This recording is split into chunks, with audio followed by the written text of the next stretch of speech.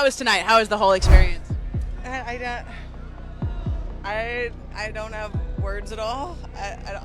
I'm like, this is the most overstimulated I've ever been in my life, and I'm still processing it. I mean, there's people behind me like screaming, and I've never been less articulate in my life.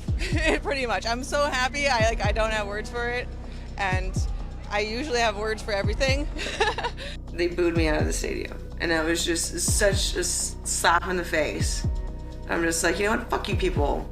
Fuck all you guys.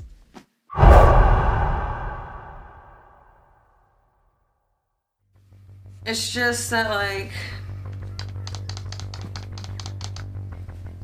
I'm tired of just being here to entertain people, you know?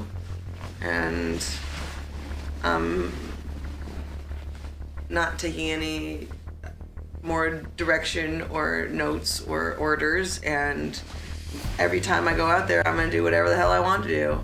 And they're just gonna have to keep filming and cashing the checks that I bring in. Former UFC and WWE star Ronda Rousey has been in the headlines recently following the release of her new book, where she takes brutal shots at the WWE, with one of the excerpts from the book reading as follows. WWE bills itself as a sports entertainment organization, and just like in the mainstream entertainment industry, there was by all accounts a casting couch culture where men backstage in powerful positions pressured female talent for sexual favors in return for airtime. There were so many public accusations and scandals, it's hard to keep track, and more that I'm sure the WWE managed to sweep under the ring. This, of course, comes in the wake of the shocking Vince McMahon allegations that came out earlier this year. You may have heard about the shocking sex abuse lawsuit being leveled at WWE boss Vince McMahon by a former employee.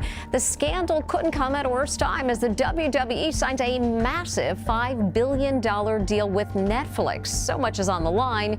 Everyone at the WWE has reportedly been told to not say a word. Rousey also hasn't held back in expressing her distaste for the WWE in recent interviews. And see, oh yeah, how much of an absolute shit show it is at the WWE, because, you know, I don't have, they can't hold a sword over my head and like hold me hostage with my own career, and I don't need anything from them, and I don't intend on going back, so I can actually say everything that I think and feel, where everybody else that is still held captive by their organization cannot. The reason why nobody else is speaking out is because they know that there will be negative repercussions if they say anything about the company that the company doesn't like. And so everybody's being held hostage by their careers, but since I don't plan on going back there unless they make some very major changes, I, feel free to say whatever I want to say. Now, as can be expected, there are certain people who didn't take well to the comments made by Ronda Rousey about the WWE and her time spent there, including Becky Lynch and Eric Bischoff. She came in, was handed everything, got to wrestle the best of the best on all the pay-per-views, got on the cover of everything, every poster, every DVD, got all the press opportunities, and she is crying in her kitchen about a part-time schedule because she cannot make breakfast for her husband. And yet that is the same woman who disrespects our business when the rest of us are out working 52 weeks a year. To hear this all now, it just sounds so bitter and so angry that I kind of feel the way I felt about her when she lost to Holly Holmes in UFC, when she just came out and was just bitchy about it. Look, you get knocked out, and she got knocked the fuck out. Hopefully she'll sell a lot of books, because I think she's burying herself as much as anybody else. While Rousey was discussing the culture of inappropriate behavior in the WWE, she also accused fellow wrestler Drew Gulak of grabbing the string of her sweatpants backstage in 2022. This guy grabs the string of my sweatpants, and nobody else reacts as if this is abnormal. And he grabs it and he starts going down the hall, and I'm just like, what the was that? Like, why are you grabbing the string of my sweatpants? If my husband was standing here next to me, would you feel comfortable walking up to me and grabbing the string of my sweatpants? And but And nobody around me acted like as if it was abnormal. It just put a really sour taste in my mouth about the culture there and what's considered acceptable and how to touch and treat the women in the hallways. Gulak has since responded by saying that the whole thing was an accident and that he was leaning in to shake her hand. And this incident has caused the WWE to conduct an internal investigation, which has led to Gulak being written off TV and completely scrubbed from WWE NXT. I believe Drew. I've never even met Drew. But why would he go up to her? I'm saying she was a big star. Drew is nowhere close to her level. Why would he do that? Like just reach out and grab her drawstring. I don't think he did that. I think he did it by accident, like he said he did. And she got all pissed off about it. To add to the controversy, Rousey also stated in a recent interview that she is the greatest fighter to have ever lived. I know that I'm the greatest fighter that has ever lived. Despite suffering brutal losses to Amanda Nunes and Holly Holm. And with regards to her loss against Holly Holm, which at that time was the first of her career, caused Rousey to make a bunch of excuses as to why she lost. My first loss, I was not my mouth guard was bad. I literally came into that fight concussed from slipping down some stairs already after all of these years of, concussions. And then I had absolutely terrible weight cut, which, that means you have less fluid in your brain to protect it. And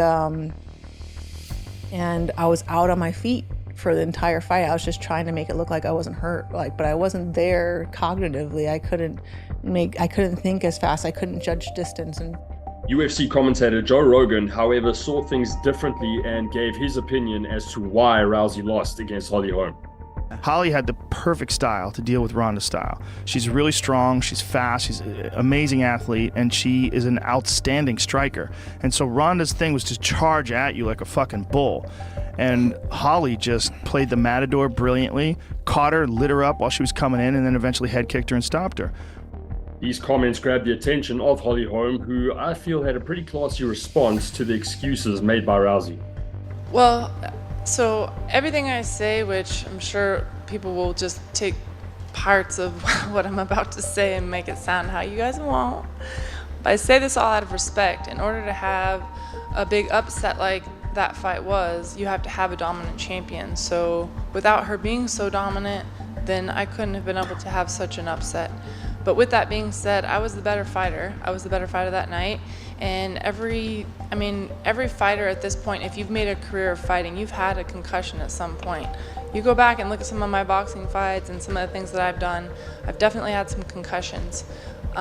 So I'll never sit here and use that as an excuse for any loss. And I think that it's probably just hard for her to really